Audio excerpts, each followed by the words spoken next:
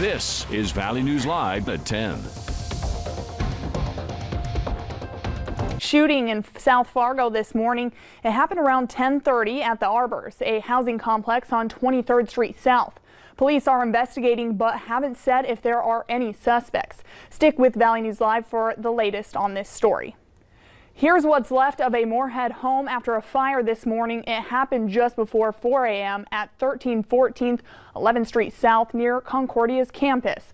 One person was inside at the time of the fire, but they made it out okay. We're told the homeowner will be staying with a neighbor. Crews say the blaze started in the basement and spread up to the first floor. Crews were able to put out the flames in about 10 minutes, but couldn't save the home. Still no word on the cause of the fire. A Larimore man is seriously hurt and is facing charges after rear-ending a semi on I-29 yesterday. It happened around 7 p.m. about 5 miles north of Hillsboro. 53-year-old Stacy Bake was going about 70 miles per hour in an SUV when he slammed into the back of the semi without braking. Bake was not wearing a seatbelt and he was taken to the hospital with serious injuries. The driver of the semi was not hurt. The state killed a bill that would have allowed alcohol sales after 6 p.m. on Christmas Eve. Is pretty arbitrary and unnecessary when you consider servers literally have to go around, Mr. President, while a family is eating a meal and pull drinks off of the table. Some who may be there having their Christmas Eve meal. It was a split issue with 20 senators voting for the bill and 27 against. A Jamestown nurse is one step closer to seeing her family as she's been isolating since March. After about a year of anxiety, she went home with her second dose of the COVID-19 vaccine. Valley News Team's Callie Hubbard shares her story.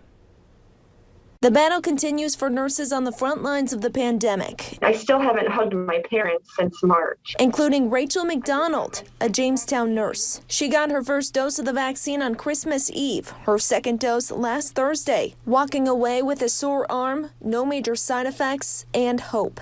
It feels good. I feel hopeful. I feel confident in where this is going to lead. I have less anxiety coming to work.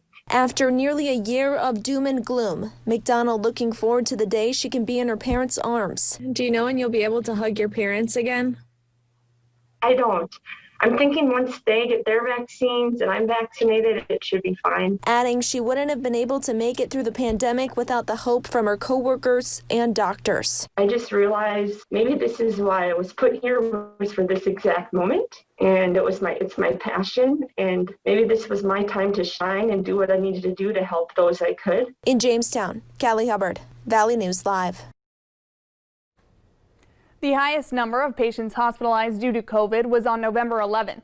The number was at 334 in North Dakota. Today, that number is at 49. A new tool from the State Health Department will help you find a place and time to get your COVID-19 vaccine. A locator shows a list and a map of where vaccines will be available in North Dakota. It includes the city and name of the provider, what priority group can get the vaccine, and instructions on how to reach your provider. Members of the North Dakota Academy of Pediatrics are asking Governor Doug Burgum to reconsider his decision to let the mask mandate expire.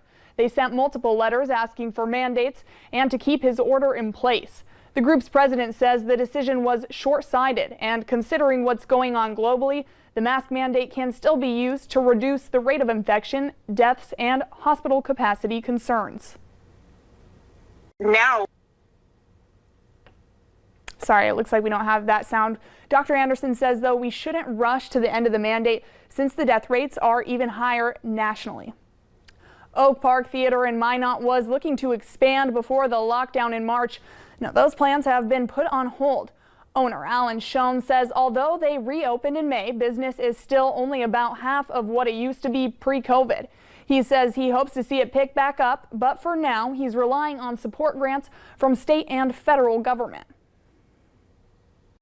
Every time that the governor announces, mask mandate or, a little bit more scare being put into the pandemic, things slow down even more so.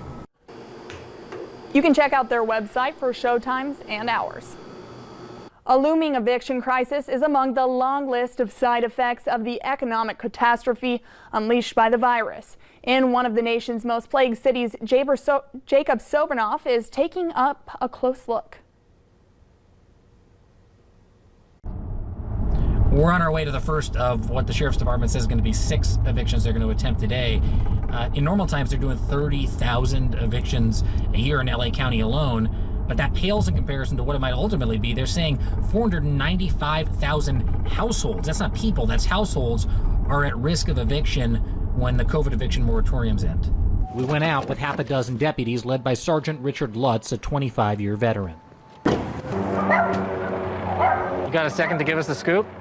Yeah. So apparently initially we were told that the male had COVID. He took the test 2 weeks ago. So that time has expired, so that can't stop it. The man who was living here is going to get his pets, it looks like, from the backyard. We watched as the occupants dropped off their pets to a neighbor and loaded other possessions into a car. The second and third apartments we stopped at were already vacated, which isn't unusual because the Sheriff's Department sends multiple notices in advance of the eviction, warning the occupants to leave. So it was just a matter of changing locks. The first time I've ever been on an eviction, and it feels intense even to approach one of these houses. Do we know if they're here? Yes, they're supposed to be. So it's the middle unit on top here.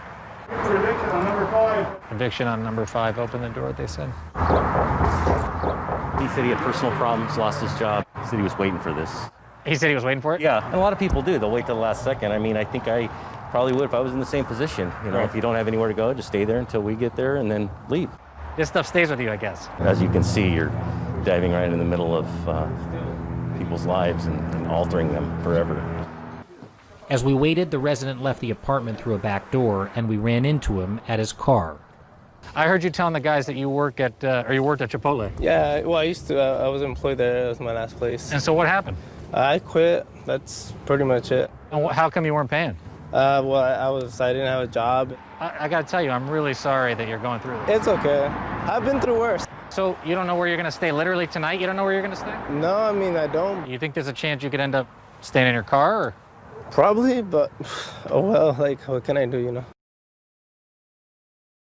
Next was an unexpected eviction stop, a pizzeria behind on its rent. The property manager was there to meet the officers. This started pre-COVID. For the past 11 months, he hasn't paid $1 rent.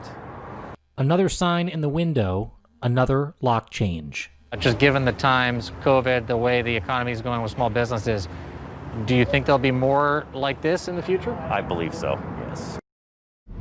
Now we're in a really nice neighborhood. These are really big houses, probably $1 million homes. Not exactly sure where we are headed. We have some squatters in the house that was owned by my sister. And so when you say squatters, these are people that moved in without permission? Correct. Sheriff's Department. Those squatters had already vacated by the time we arrived, and that made 6 evictions in around 2 hours. But here in Los Angeles, the Sheriff's Department is bracing for when both federal and state moratoriums on evictions expire. You could be doing this a lot more in the not-too-distant future. Yes, a lot more.